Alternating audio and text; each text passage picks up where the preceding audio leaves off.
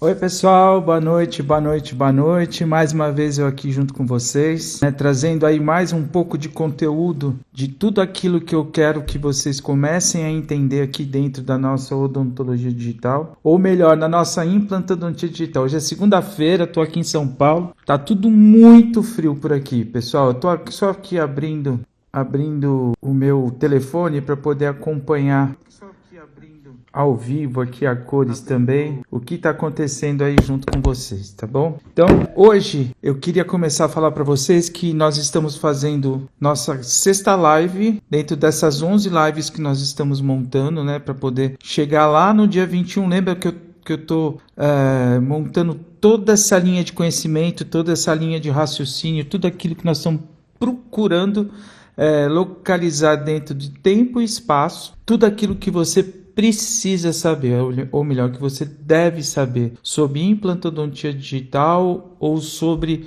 odontologia digital. Então hoje eu montei uma aula para vocês que eu vou mudar um pouquinho esse foco da cirurgia virtual guiada e vou mostrar para vocês a origem das coisas, né? Onde eu vou estar mostrando inclusive até enxertos ósseos planejados através de diagnósticos de tomografia e como eu fazia isso desde o começo, desde a ideia lá de 2003, tudo que eu conseguia fazer com as tecnologias na época que a gente só tinha tomografia computadorizada, tá bom? Então, tudo que eu vou mostrar aqui para vocês hoje é de uma época onde a única tecnologia digital que eu tinha era tomografia computadorizada. E em cima dessas tomografias, através já da reformatação do software, isso é uma época entre 2003 e 2004. É isso que eu quero que vocês pensem. 2003, 2004 foi quando a gente teve as primeiras reformatações de softwares, onde a gente conseguiu extrair dessas reformatações imagens em formas de STL, softwares que faziam isso. Eles pegavam o volume 3D, conseguiam desenhar toda uma reformatação em 3 dimensões e aí sim ele transformava isso numa imagem de formato STL e dessa imagem sim eu conseguia fazer todos os meus planejamentos cirúrgicos protéticos. Ou seja, em 2003, 2004 a gente fazia cirurgia virtual guiada, só que de uma maneira totalmente analógica. Vou mostrar isso aqui para vocês, além de grandes planejamentos de enxerto também que eu utilizo até hoje, tá certo? Dentro da minha clínica, a quantidade de enxertos, de grandes reconstruções de maxila tem diminuído bastante, mas de 2003, 2004 até 2018, 19, esses enxertos aconteciam demais aqui em São Paulo, dentro da minha clínica e dentro dos meus cursos de especialização, tanto em Fortaleza como aqui em São Paulo, em Marília, tá bom? Então eu vou mostrar alguns casinhos para vocês, eu vou situar vocês, vou mudar um pouquinho esse negócio de cirurgia virtual guiada, vou mostrar para vocês a origem da cirurgia virtual guiada, a origem da prototipagem e como eu fazia todos os meus diagnósticos somente no único recurso que eu tinha, que era a prototipagem, trabalhar em cima de protótipos, tá bom? Vocês vão ver muita coisa legal e toda a parte que eu mostrar para vocês aqui sobre enxertos ósseos, você consegue replicar isso até hoje. É dessa maneira que eu trabalho com enxertos ósseos até hoje na minha clínica, tá bom? Prestem bastante atenção que tem muita novidade, tem muita coisa legal que eu vou mostrar para vocês ainda. Coisa que faz muito tempo que eu não falo, senti até saudade. Esse final de semana eu estava no Rio de Janeiro, eu mostrei alguma coisa do começo da cirurgia virtual guiada, onde eu fazia minhas cirurgias virtuais guiadas baseadas em protótipos, que eu vou estar mostrando para vocês aqui. E também vou mostrar para vocês da onde surgiu a ideia e da onde veio todo esse processo de guias, tá bom? Antes a gente fazia esses guias em cima de osso e depois eu vou mostrar para vocês logo quando nós modificamos esses guias para os primeiros casos feitos em 2005 através do Nobel Guide, tá bom? Logo quando saiu o Nobel Guide, eu quero que vocês comparem, para vocês verem que todos os processos que eu desenvolvi em 2002, 2003 e 2004 e o que aconteceu, a grande reviravolta que aconteceu comigo em 2005 com a chegada dos softwares de cirurgia virtual guiada, tá bom? Eu quero que vocês comparem como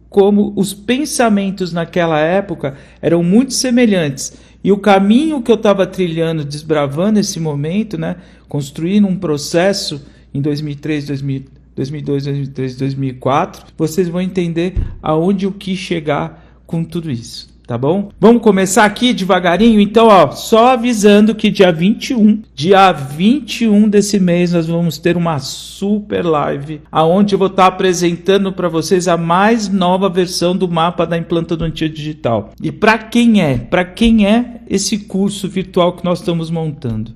Esse curso virtual é para você, cirurgião dentista, que está querendo virar a chave para odontologia digital ou para a implantodontia digital. Quando a gente separa uma coisa da outra, é porque a gente é muito ligado em cirurgia virtual guiada, mas todos os conceitos, presta muita atenção no que eu vou falar aqui para vocês, todos os conceitos que vocês vão estar vendo aqui são conceitos tanto para você fazer prótese de uma maneira digital, como também para você entender todo esse mundo das imagens e tudo aquilo que você precisa aprender para quê? Para você poder montar o seu paciente virtual. Lembra que eu falei para vocês? Então o mapa da implantodontia é para você que quer aprender o básico, porque eu vivo falando isso para vocês. Quem conhece o básico consegue construir o futuro. Quem tenta entrar pulando direto na janelinha do bonde sempre acaba se estrepando. Então o mapa da implantodontia digital é para você, cirurgião dentista, que quer entrar nesse mundo. E veja bem, esse mundo não é distante, pessoal. A odontologia já está acontecendo e virando a chave para o mundo digital, tá certo? Os scanners estão se barateando demais, os centros de planejamento, a customização das tomografias, tudo isso já é uma grande realidade, já está na porta de todo mundo. O que falta para você é juntar todos esses pensamentos e começar a pensar digital. É para isso que eu montei o mapa da implantodontia digital, tá bom? Então, dia 21, você vai ter o lançamento do mapa da implantodontia digital no formato 2025. Quero que você comece a pensar digital. Eu quero que você entre comigo no dia 21 e veja tudo aquilo que eu tenho para te mostrar e te ofertar. Vocês vão gostar demais de tudo que vocês vão estar vendo, tá bom? Então, aproveitando aqui a sequência, já falamos de como eu faço atualmente as minhas cirurgias virtuais guiadas de protocolo, como eu fazia em 2017, já pensando em fotografias, tá certo? E em processos onde a gente já começava a ter uns designers em 2D através do princípio do DSD.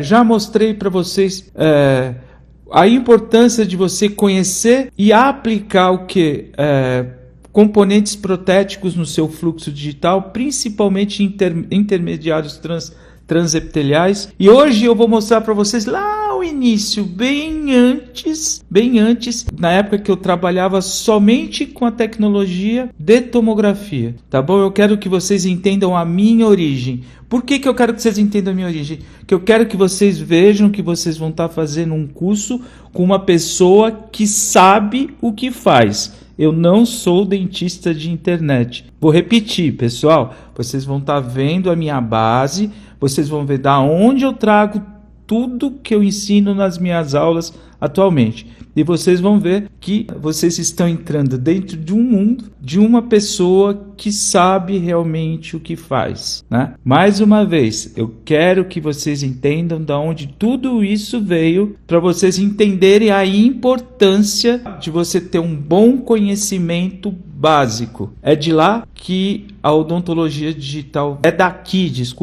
que a odontologia digital veio e é daqui que nós vamos conseguir alcançar o futuro. Por isso que o mapa da implantodontia digital é importante na vida de todo dentista que quer começar a pensar digital, tá bom? Então, eu montei essa aula aqui mais para poder me posicionar, para que vocês entendam e conheçam de onde veio tudo isso e mostrar para vocês que a odontologia digital já começou há 22 anos atrás, tá bom? Então vem para cá que você vai aprender com quem realmente faz.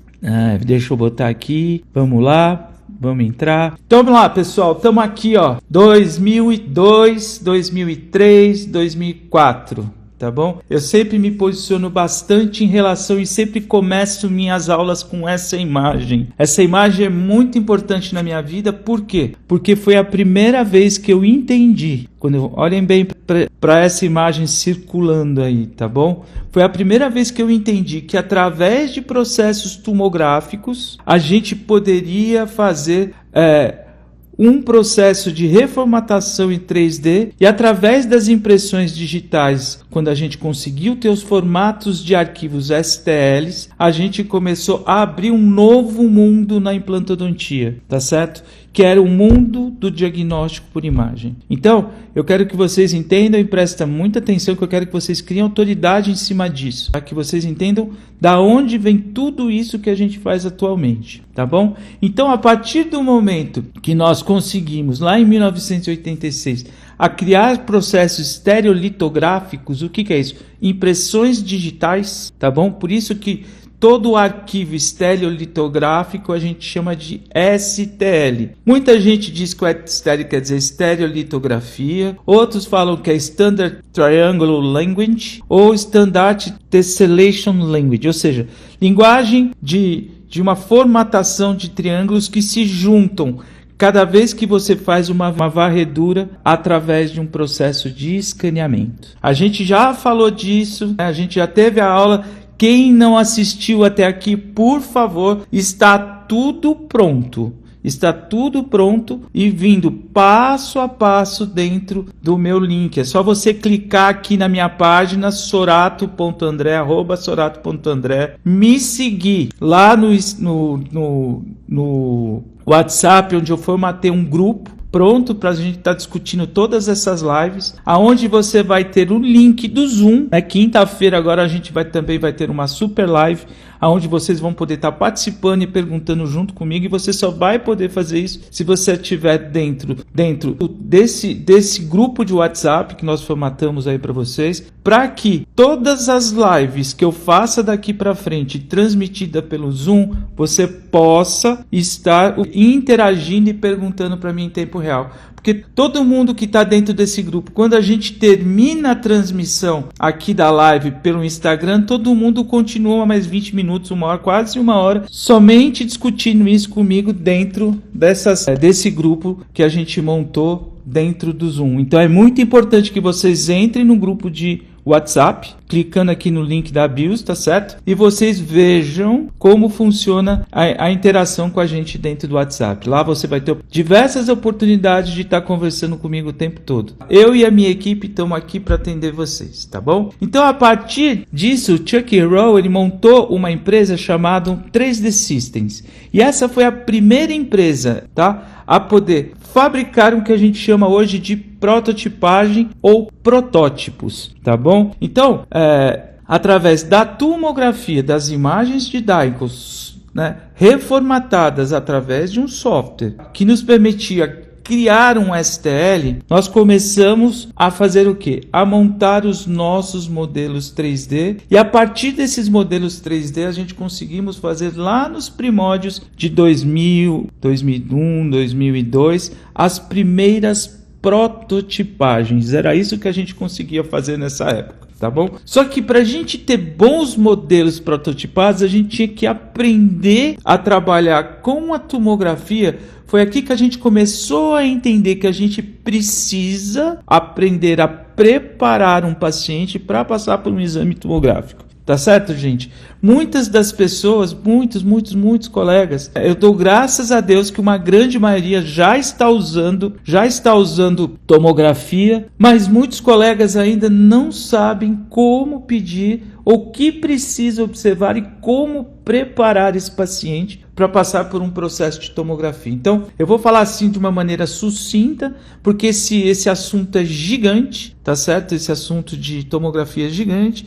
a gente tem que falar sobre isso, sobre arquivos de Hounsfield, muita coisa que a gente precisa entender de tomografia para falar assim, não, eu sei lidar com isso. Mas eu vou dar algumas pequenas pinceladas dentro dessa hora que a gente vai estar trabalhando aqui juntos, para que vocês entendam que a primeira coisa que a gente precisa fazer quando recebe um paciente no consultório para se fazer um diagnóstico de cirurgias virtuais guiadas ou enxertos, a primeira coisa que a gente precisa fazer é saber preparar o paciente, tá certo? Então, como é que a gente prepara esse paciente? A primeira coisa, toda a zona de interesse, onde a gente vai trabalhar por um processo de cirurgia virtual guiada, ou mesmo regiões onde a gente vai estar fazendo enxertos ósseos, como eu vou mostrar alguns casos aqui para vocês hoje, todos os casos que eu fazia lá em 2000 começo, 2003, 2004, 2005, tá bom? Então a primeira coisa que a gente precisa fazer é remover todo tipo de artefato metálico da região de interesse. Ou seja,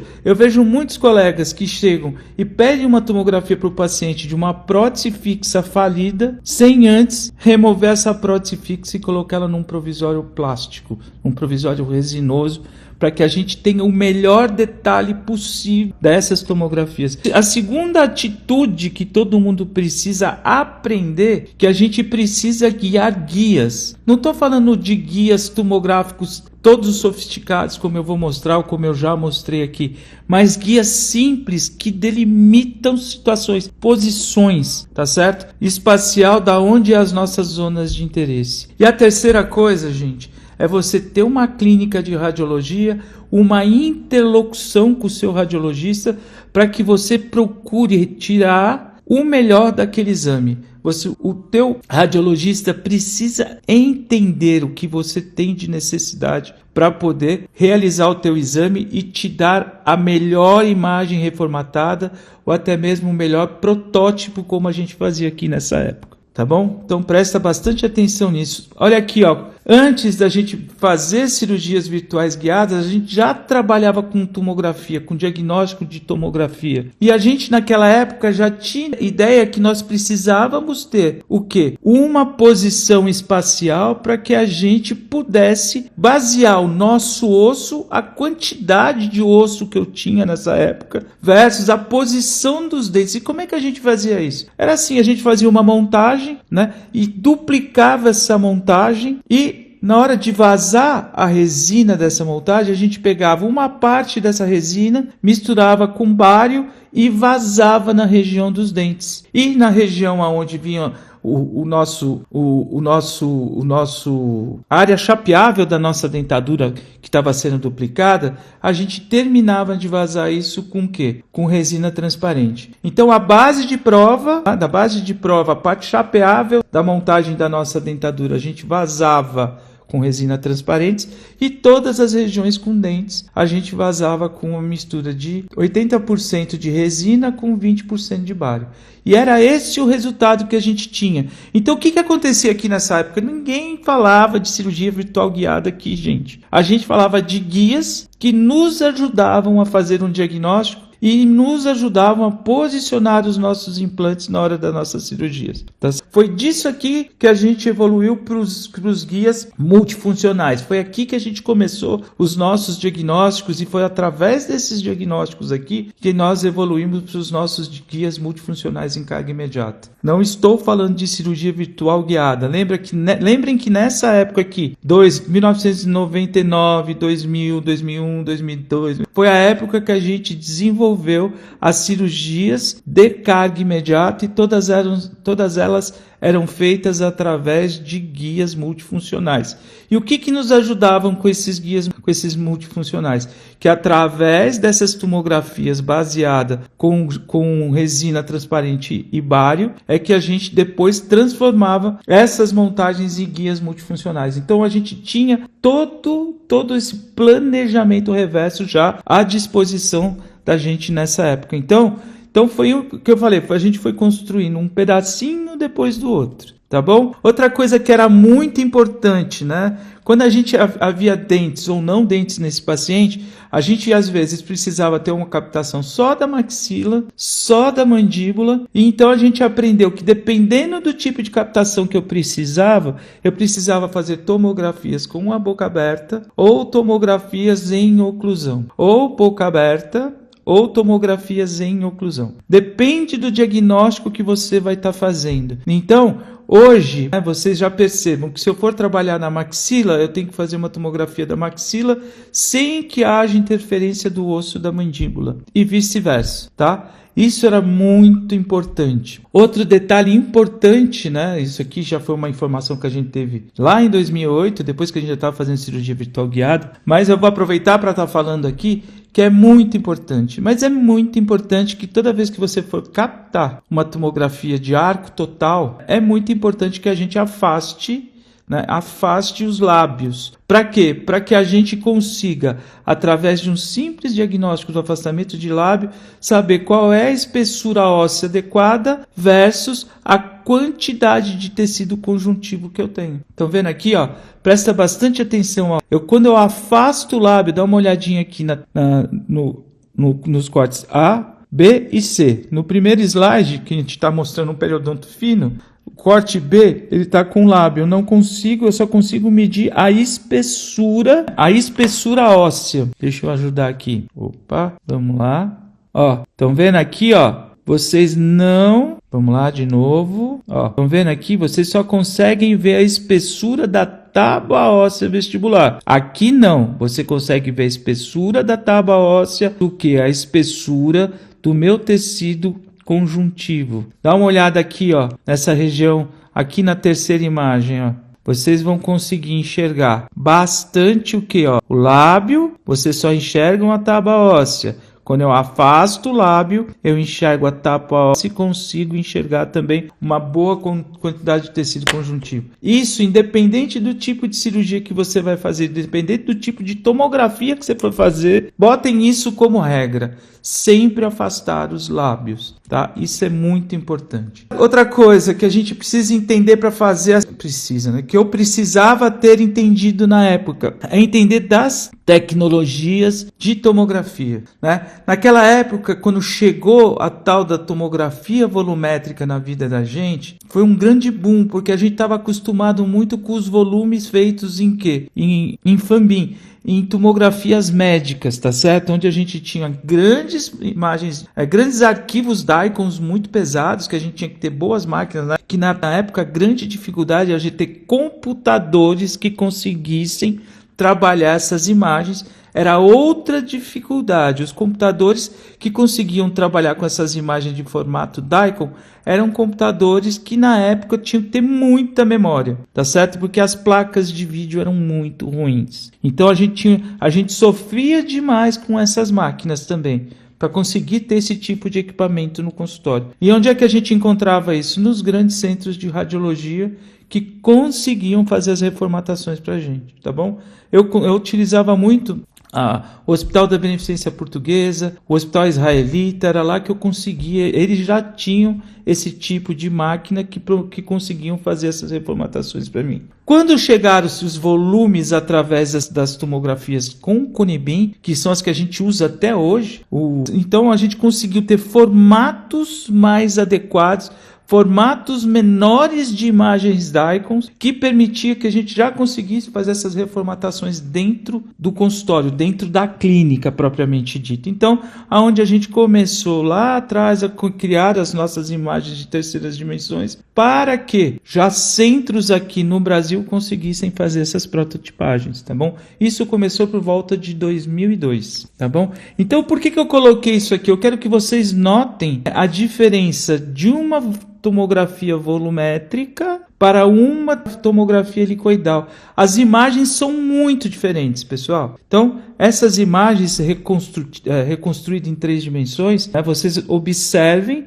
que a tomografia helicoidal, a tomografia médica, aquelas que a gente faz dentro daqueles túneis, dentro dos hospitais, a gente consegue ter um volume muito melhor definido, muito melhor desenhado e com um diagnóstico muito melhor. Só que, se vocês compararem a mesma mesma imagem com a tomografia volumétrica, mas só que essa imagem helicoidal expõe o paciente a 80 vezes mais raio-x do que uma tomografia volumétrica. Ou seja, com a tomografia volumétrica eu posso fazer tomografia antes, durante e até mesmo depois dos meus enxertos e das minhas cirurgias virtuais guiadas. Vocês vão ver aqui que durante essa evolução dos processos de cirurgia virtual guiada, teve uma fase da minha vida que eu fiz os matchings de escaneamento através de tomografias.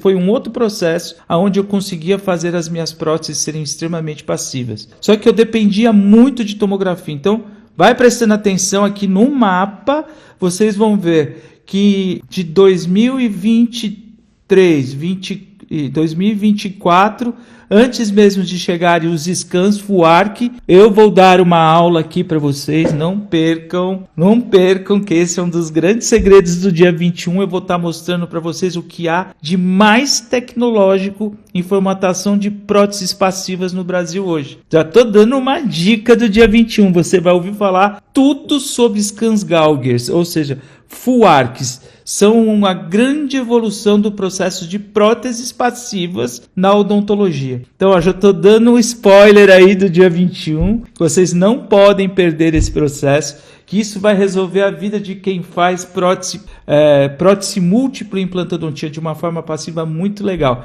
Então, vamos entrando aqui no grupo, vamos participando, me ajude a divulgar isso, fala com todos os colegas, venham assistir as lives que já passaram, as lives que eu vou continuar transmitindo daqui para frente. Tá bom? Essa semana nós vamos ter live, né? Hoje, segunda, terça-feira amanhã eu vou estar ao vivo. Preste atenção aqui no meu Instagram amanhã, que eu vou estar divulgando para vocês uma live ao vivo às 7h30 da noite. Eu vou estar conversando com o pessoal muito legal que está formatando um congresso lá em Mato Grosso, totalmente digital e através de inteligência artificial também. Amanhã eu vou estar falando ao vivo muito de inteligência artificial no software de tomografia computadorizada que a gente trabalha hoje em dia. Tudo aquilo que já é possível, muita coisa já é possível ser feita com inteligência artificial e vocês vão estar vendo a gente discutir isso amanhã. Então amanhã às 19h30, não percam aqui no meu Instagram, a gente vai estar mostrando para vocês essa live. Na quarta-feira a gente vai ter uma live falando de processos de tomografias através de escaneamento bucal e escaneamento tomográfico, scans intraorais tomográficos. Eu vou estar mostrando isso para vocês na quarta-feira. E na quinta-feira tem uma surpresa que eu vou estar dizendo para vocês, que a gente vai fazer a nossa live na quinta-feira através do Zoom. Então todo mundo que está assistindo aqui, me ajudem a divulgar para poderem entrarem aqui no nosso grupo de WhatsApp, que vocês terão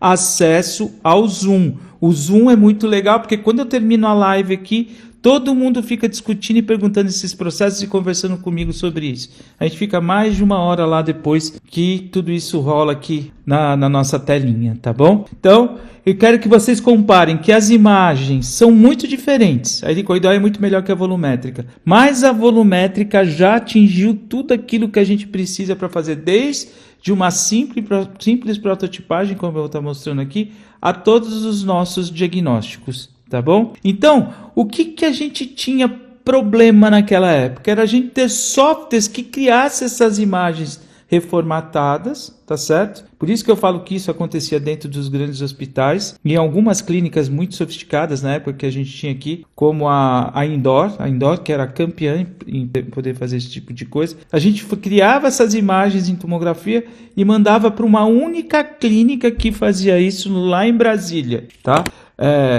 Então, lá em Brasília tinha um rapaz que fazia as prototipagens pra gente, um gênio, na verdade. O cara, ele sempre teve, em termos de imagem, de processos de imagem, odontologia, ele sempre teve à frente dentro desses processos. Eu gostava muito de lidar com ele. Ele me ajudou muito com os meus protótipos na época. Tá bom? Então tá aqui as nossas reformatações, e a partir dessas reformatações, dessas imagens, é que a gente conseguia construir os nossos protótipos. Isso aqui é um exemplo muito claro, pessoal. Eu quero que vocês vejam muito bem essas imagens.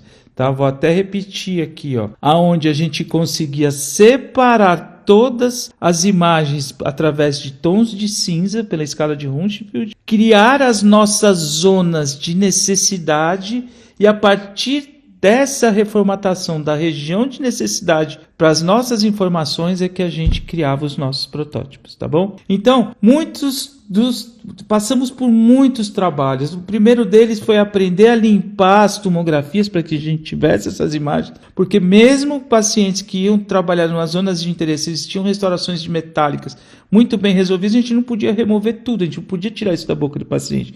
Então a gente aprendeu a separar os artefatos, a limpar essas tomografias. Era outro problema que a gente vivia nessa época, que era muito fácil. Outra coisa, quando a gente queria reconstruir alguma coisa e não tinha informação, isso aqui foi um pessoal lá em 2002 que me forneceram essas imagens aqui, o pessoal da Arts, e eu uso até hoje nas minhas aulas, quando eu vou falar de tomografia. Então a gente conseguia fazer espelhamentos, né, onde a gente copiava um lado bom para poder transferir isso para o lado ruim e criar protótipos daquilo que a gente precisava reformatar. Opa, desculpa, acelerei. Então, o que eu estou fazendo aqui? Eu estou pegando o lado bom de um crânio que não foi macerado através de um acidente, transferir e inverter essa imagem para que eu consiga reconstruir o lado que eu preciso criar um protótipo, criar uma peça para que eu reconstrua esse crânio. Ou seja, isso aí a gente chamava de espelhamento. Isso aí em 2002, gente,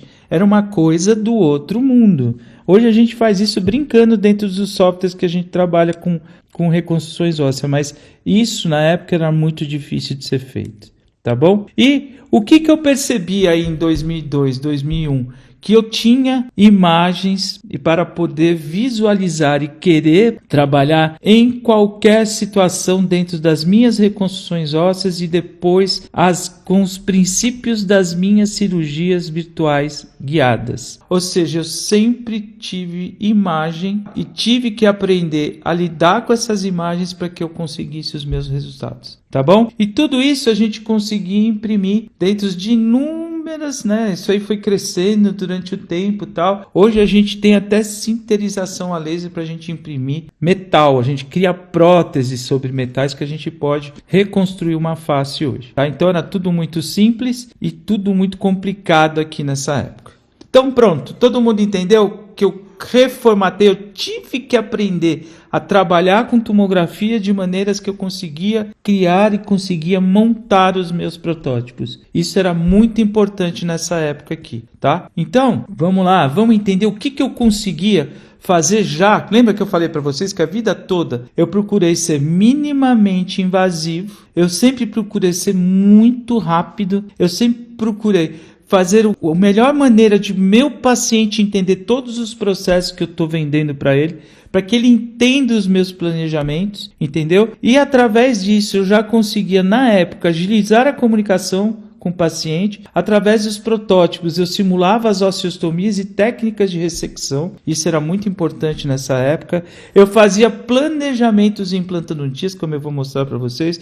Eu fazia planejamentos ósseos e eu fazia cirurgias virtuais guiadas analógicas. Com tudo isso, né, como eu tirava o paciente de dentro de hospital, eu conseguia ser muito mais rápido nos meus procedimentos, eu conseguia reduzir muitos custos desses procedimentos, né? E desde aquela época, a minha filosofia era procedimentos precisos, rápidos e minimamente invasivos. Era sempre isso que eu queria levar para o meu paciente. Entenderam? Isso aqui sempre foi uma regra em tudo que eu fazia. E onde é que a gente começou a trabalhar com esses biomodelos? Tá bom? Esses biomodelos a gente conseguia ter noções de defeitos ósseos, né? Onde eu conseguia fazer grandes reconstruções ósseas para os meus pacientes. Estão vendo? Ó, como é que a gente fazia? A gente pegava esses protótipos, criava esses protótipos através, olha aí, gente, de silicona. Sabe essa silicona que a gente mistura as duas massinhas leves e pesadas? Eu criava um artefato mostrando a um banco de ossos como ele poderia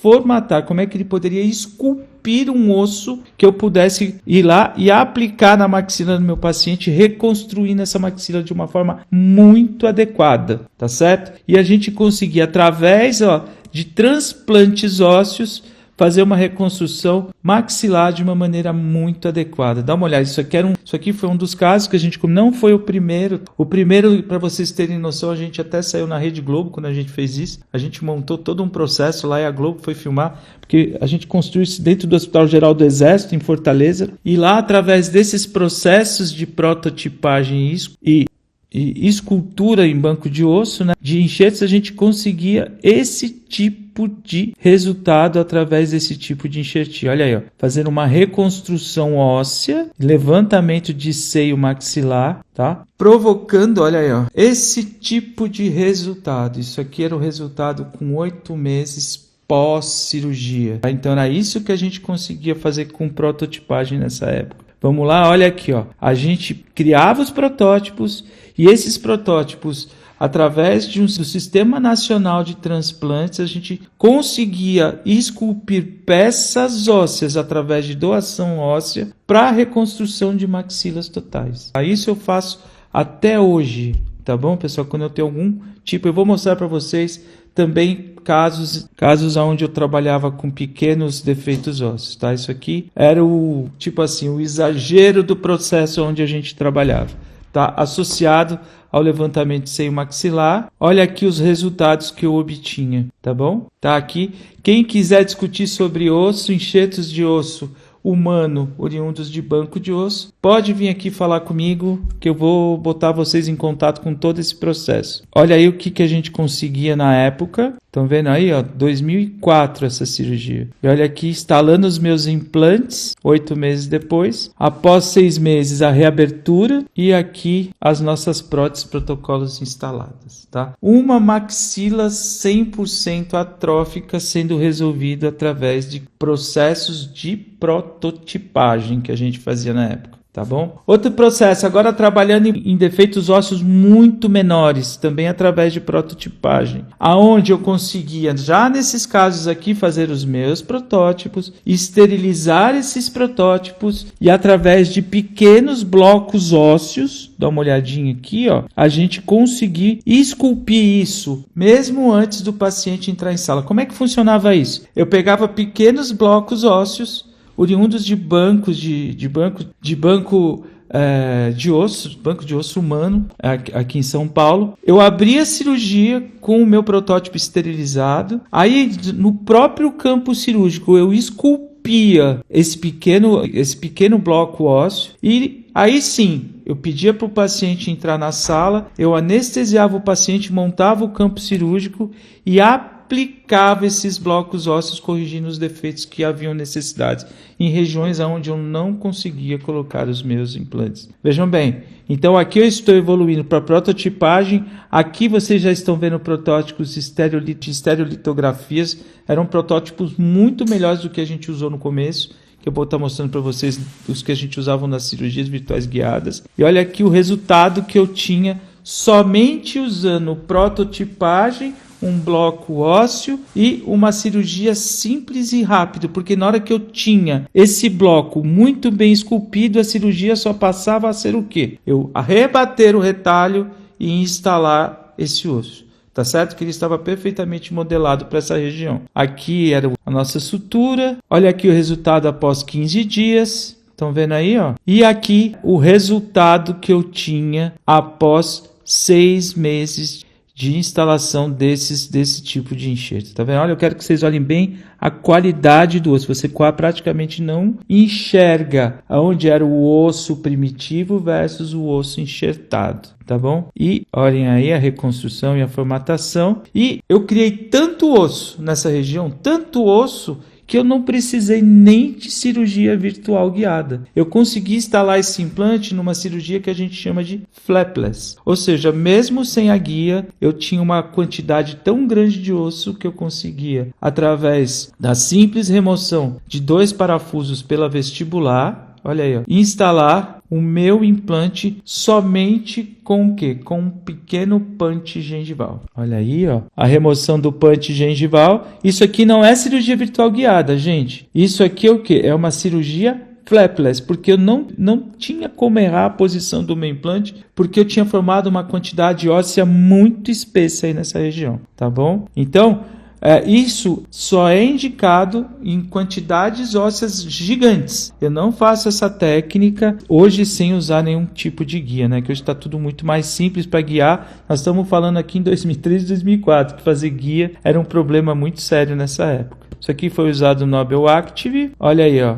Instalação do implante, e a gente construía, isso aqui foi mesmo o fato de ser uma cirurgia em enxerto ósseo, a gente já com esse tipo de enxerto a gente consegue fazer inclusive cargas imediatas, tá bom? Olha aqui a gente usando um munhão provisório direto sobre implante, moldando, que essa época a gente fazia moldagem, a gente não tinha escaneamento, o Nino, e construindo o nosso provisório. Olha aqui, nosso provisório, gesso, gente, gesso, tá? Olha aqui os designers e os acabamentos. Aqui a gente já sabia como desenhar um bom perfil de emergência para os nossos pacientes. Olha aí, o resultado entregue no dia seguinte e olha aqui o resultado do processo final, tá?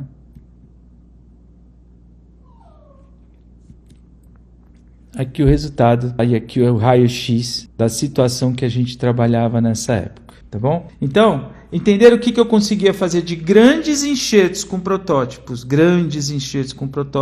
e até mesmo pequenos enxertos através de protótipos, pequenas reconstruções ósseas, tá? Então, esse tipo de implante era muito importante nessa época, que a gente tinha situações que nos livrávamos de grandes problemas em cirurgias ósseas através de prototipagem, de reconstruções através dessas prototipagens, tá bom? Vamos lá, vamos continuar. E a partir do momento que a gente percebeu, através dessas prototipagens, desses enxertos ósseos, que nós conseguíamos ter bons protótipos previamente estabelecidos, né? A gente começou a fazer cirurgias virtuais guiadas através de prototipagem, ou seja, a ideia aqui, gente, a ideia era a gente deixar uma prótese, presta bastante atenção que eu vou mostrar para vocês tudo que eu sofri nessa época, que a minha grande ideia era deixar as próteses pré-fabricadas, né? Eu queria deixar uma prótese, protocolo pronta antes mesmo de instalar os meus implantes. Era isso que a gente corria atrás aqui entre 2000 a 2003 foi quando eu consegui fazer minha primeira carga imediata 100% guiada através de protótipos, tá bom? Então, vamos lá, vamos entender isso? Isso aqui foi o primeiro caso onde a gente já tinha prototipagem e a gente já pensava em posicionar implantes. E eu já tinha feito alguns casos já me perdendo, entendendo como era o processo, como eu devia construir esses guias. E esse aqui foi o primeiro caso que eu tive sucesso, apesar de não ter sido imediata, eu tive sucesso em simular em cima de protótipos uma cirurgia virtual guiada, tá bom? Isso foi um caso onde a paciente por problemas religiosos, ela resolveu fazer enxertos com ilíaco. A gente reconstruiu toda uma maxila, tá? Através de um enxerto de ilíaco, coisa que eu não faço há muitos anos, tá? Já tirei isso da minha vida. E esse aqui era o resultado que a gente tinha lá em 2004. Olha aí, ó. 3/5/2004. Tá bom? Olha aqui a quantidade de osso que eu consegui construir para essa paciente. E aqui foi o resultado da prototipagem dessa reconstrução óssea, tá? Olha aí o que a gente conseguia fazer com essas reconstruções ósseas. Como é que eu partia para isso? Pô, eu ia fazer uma cirurgia de carga imediata. E eu ia fazer uma cirurgia de instalação de implantes. Eu nem pensava em fazer carga imediata nessa paciente aqui nessa época. Então o que a gente fez? A gente fez todo um enceramento diagnóstico, como se fosse fazer um processo de diagnóstico para cirurgia de carga. Olha aí, ó, montando os dentes, fazendo a prova dessas montagens, estão vendo? E a partir do momento que eu fiz a prova dessas montagens, eu simplesmente, isso aqui foi um ato, eu removi o modelo de gesso e coloquei meu protótipo. E eu percebi que a posição espacial do meu protótipo iria depender totalmente do meu transmucoso. Olha como a gente pensava já em posicionar o protótipo versus o transmucoso versus os diagnósticos dos dentes. Tudo que a gente faz hoje de maneira digital, a gente tinha que fazer da maneira analógica, porque a única tecnologia que nós tínhamos na época era o quê? Eram as prototipagens. Então, e com isso, a gente foi lá e desenvolveu um processo para que a gente conseguisse simular o transmucoso do meu paciente através de guias de transferências de posições gengivais, tá certo? Onde a gente colocava esses guias de transferências de posições gengivais na boca do meu paciente e conseguia simular através desses pequenos espetinhos que vocês estão vendo aí, qual era a diferença da minha margem gengival pro meu osso prototipado, né? Olha aí, a gente conseguia colocar o protótipo apoiado dentro desses pequenos guias de transmucosos aí, porque desses pequenos espetinhos, vamos falar assim, que é muito complicado para vocês entenderem esse processo. E ele criava uma diferença de transmucoso, e nessa diferença a gente ejetava a gengiva artificial. Olha o resultado que eu tinha. E era com esse tipo de simulação que eu conseguia colocar o quê?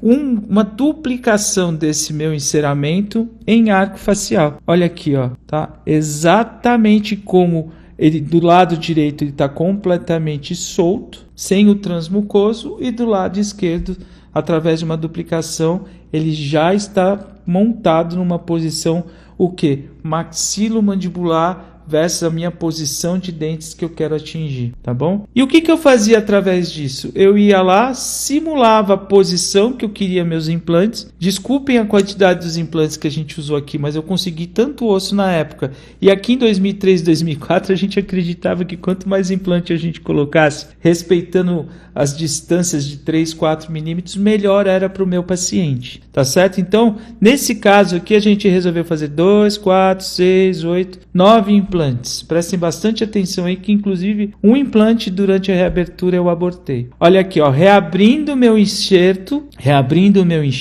olha aí, estabelecendo o meu guia prototipado, e através dessas anilhas, pessoal, eu vou explicar isso daqui a pouco para vocês no caso de carga imediata. A gente já conseguia colocar os implantes. E como é que a gente queria transferir essa posição desses implantes, gente? Não sei se vocês estão vendo aí, ó, esses guias eles eram aparafusados na minha maxila. Ó, tem um parafuso aqui e outro parafuso aqui na frente, ó.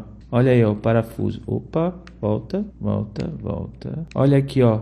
O parafuso aí, ó. A gente fixava isso mesmo. E depois a gente baixava esses montadores de implante aqui. Eram implantes de hexágono externo que a gente trabalhava nessa época, tá bom? Olha aqui, ó. Meus implantes instalados, tá certo?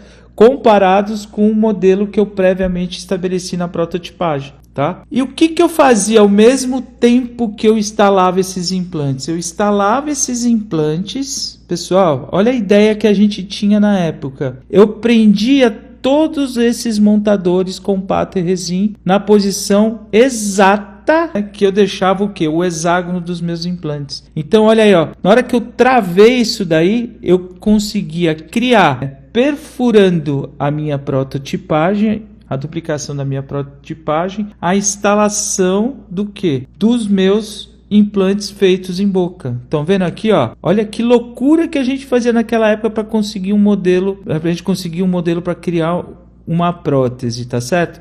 Através da indexação do guia, eu aparafusava os análogos, perfurava os meus protótipos, ó, isso aqui é a prototipagem sendo perfurada, até que eu colocava o quê? Todos esses análogos sem encostar em absolutamente nada no meu protótipo, ó. E por vestibular eu completava e prendia isso aí dentro do protótipo, criando aí sim um modelo da posição exata da onde estavam os implantes na boca do meu paciente. Tá bom? Devolvia esse meu transmucoso, perfurava essa gengiva e através desse transmucoso é que eu determinava o quê? Os componentes protéticos que eu iria usar, tá bom? Isso aqui era um kit de seleção de multi-units, de mini pilares cônicos que a gente usava na época. Quem fabricava isso aqui era a Nobel Biocare, tá bom? E montava tudo isso em articulador. Olha aí, ó. E ia mais longe, gente, tá? Eu já deixava o quê? A prótese do meu paciente, a provisória do meu paciente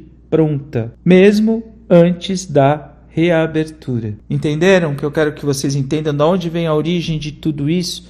da onde a gente começou o princípio da cirurgia virtual guiada. A cirurgia virtual guiada, dentro da consciência do processo que a gente trabalhava, virou apenas um detalhe de quem já vem com conhecimento desde a tomografia.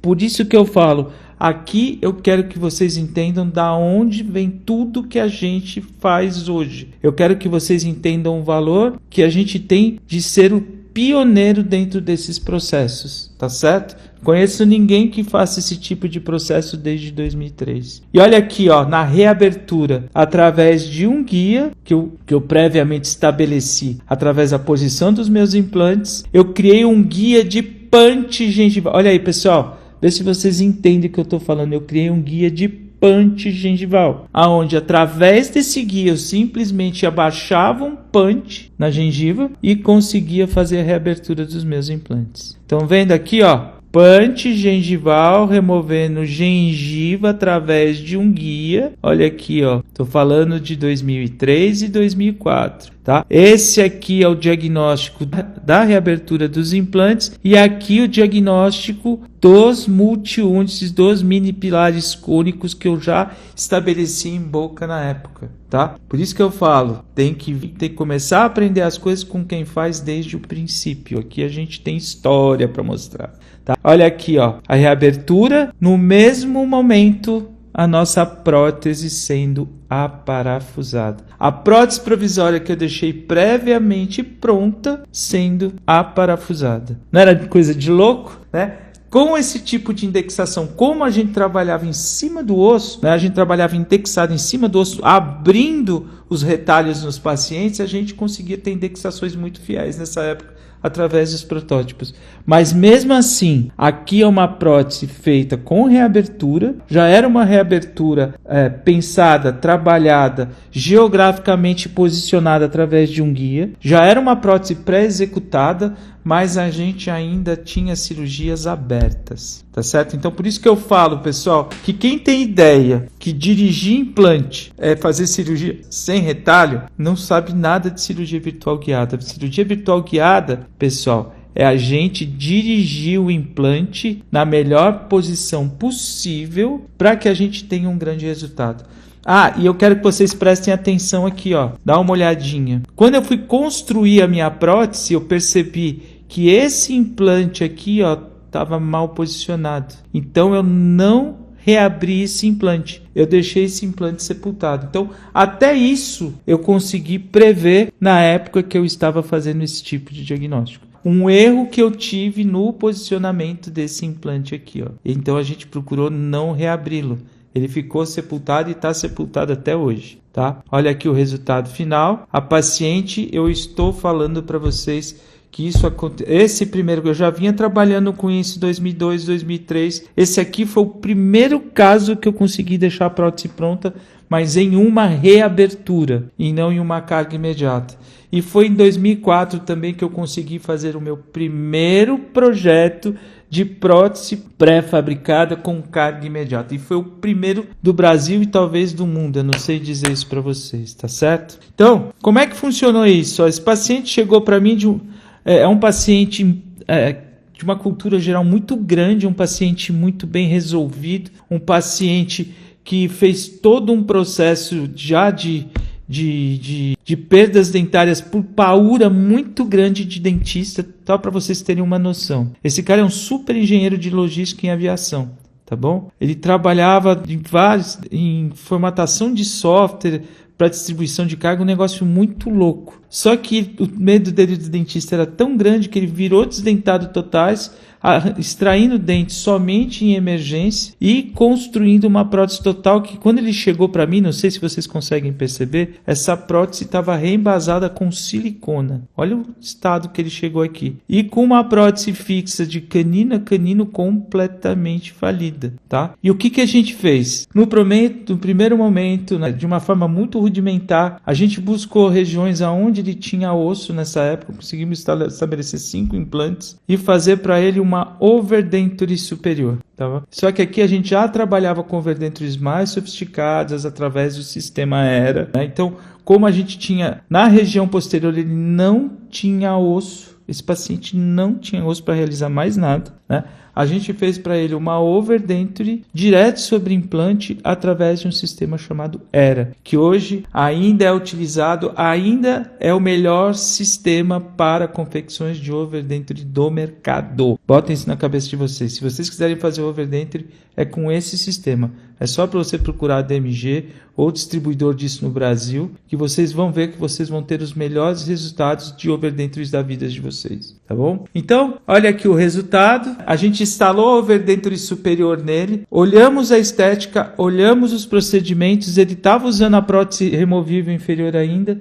A gente instalou a overdenture e usou a overdenture para a gente fazer todo o diagnóstico da nossa carga imediata inferior, tá certo? Tá? Toda a mesma coisa que a gente fez no paciente anterior, a gente fez todo o diagnóstico, só que essa overdenture ficou guardada dentro da minha gaveta, porque se eu entregasse essa overdenture para esse paciente, ele não aparecia mais no consultório. Então eu fiz, ficou pronta, testamos bonitinho, ajustamos, mas ela ficou guardada, só para vocês verem o medo que eu tinha que o paciente fugisse, tá bom? E a mesma coisa, criamos o protótipo, fizemos as moldagens, criamos o guia de transferência de transmucoso, o mesmo processo. Olha aí, ó. E através desse guia, vocês conseguem enxergar que esse guia proporcionava, ele colocava espacialmente o osso da prototipagem dentro desse processo de transferência do transmucoso, ó. E através disso a gente conseguia vazar o que? Nossa gengiva artificial. Olha como isso era feito lá em 2004. Tá? Novamente montando, tá certo? Aqui a gente criando o nosso guia de 6 implantes, tá vendo? A gente vai extrair esses 2 caninos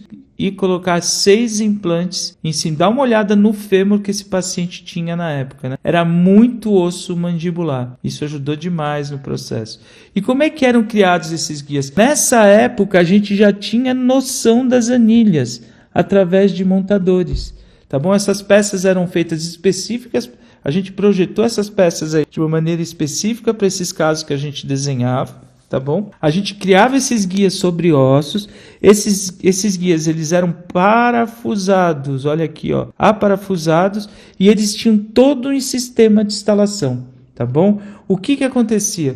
Eu conseguia prender. Olha só, ó, eu prendi essas anilhas nos meus montadores. Esses montadores tinham 9 milímetros de altura, é o que a gente chamava de offset, e de acordo com o relevo ósseo a gente instalava esses montadores nos análogos que a gente já havia colocado dentro do osso. E construir um guia já sobreposto ao osso, aliviado de maneira que esse guia entrasse e saísse desse osso, sem promover nenhuma zona que pudesse tirar esse guia de posição, né? Ele entrava folgado em cima desse osso, ele era aparafusado, e eu quero que vocês prestem atenção aqui, ó. Havia inclusive um sistema de irrigação, tá vendo, ó? Isso aqui era um sistema de irrigação, aonde eu colocava a mangueira que saía do meu motor e eu conseguia irrigar as regiões aonde eu ia perfurar meus implantes, tá bom? Até isso a gente conseguiu desenvolver na época, tá bom? E com essa posição de implantes, com isso tudo montado em articulador,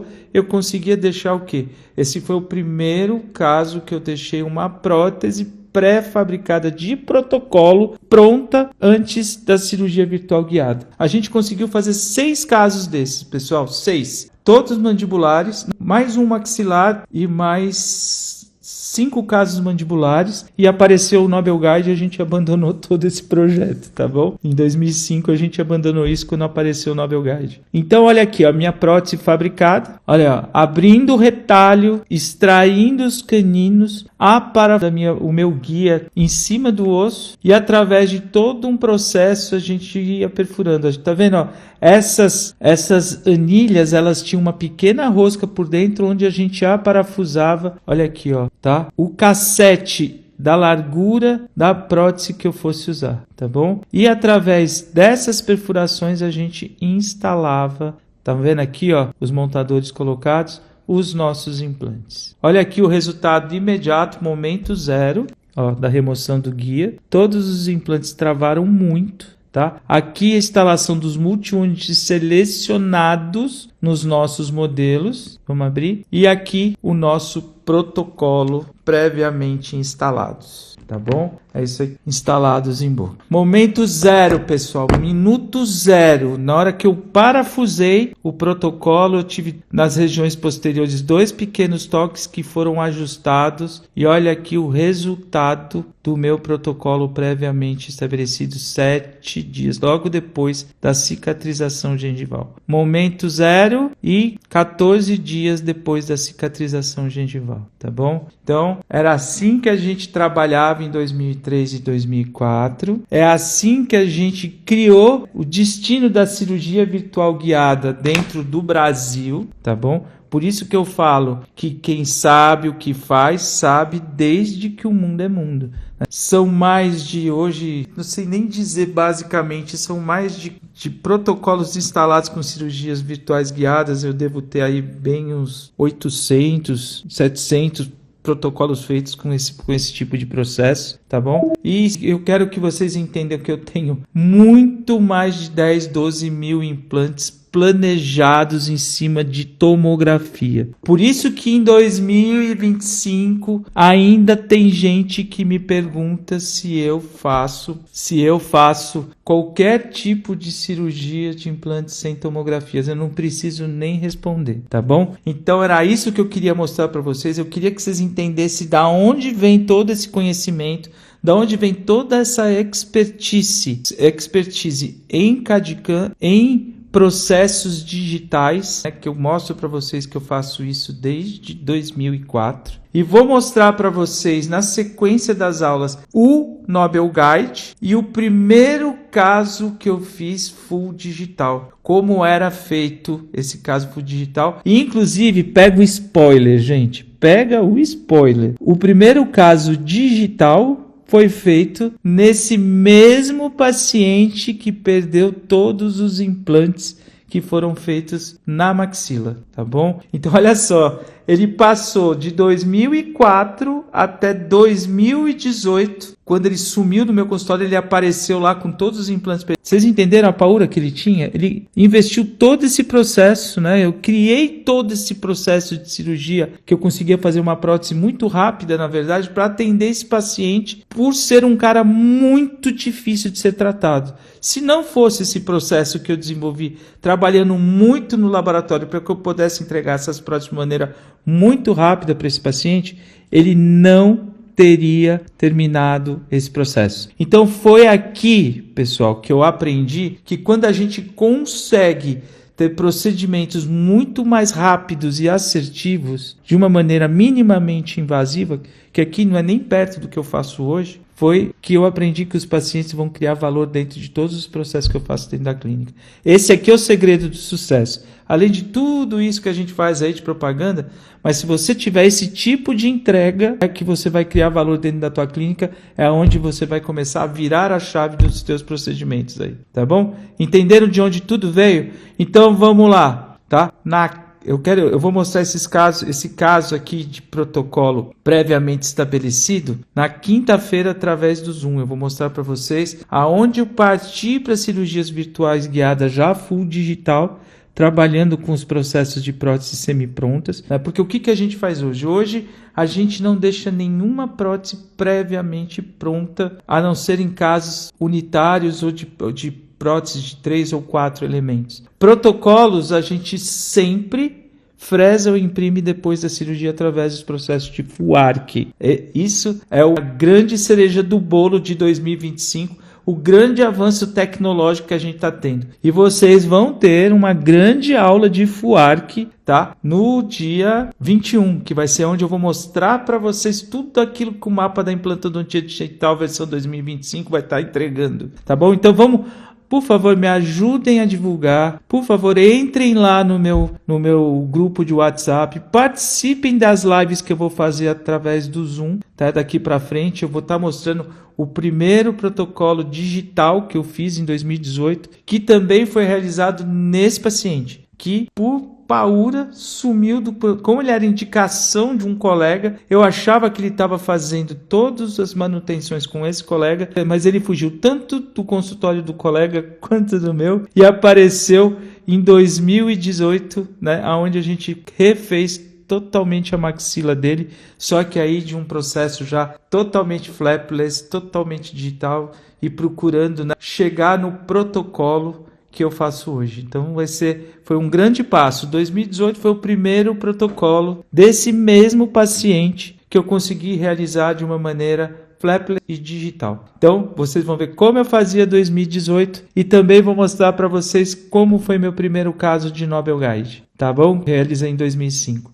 Forte abraço para todo mundo, foi bom estar aqui com você, com mais uma horinha de live. Vamos assistir todas as outras que eu estou trazendo um conteúdo muito legal. Se você assistir todas essas lives, você vai começar a entender tudo aquilo que você precisa saber sobre o quê? Sobre implantodontia digital, sobre odontologia digital, com quem sabe e quem faz há muitos anos, tá bom? Aqui não é dentista de Instagram, a gente faz de verdade. Fica a dica aí para todo mundo, um grande abraço no coração. Tô indo, abraço pessoal, tchau, fica com Deus aí.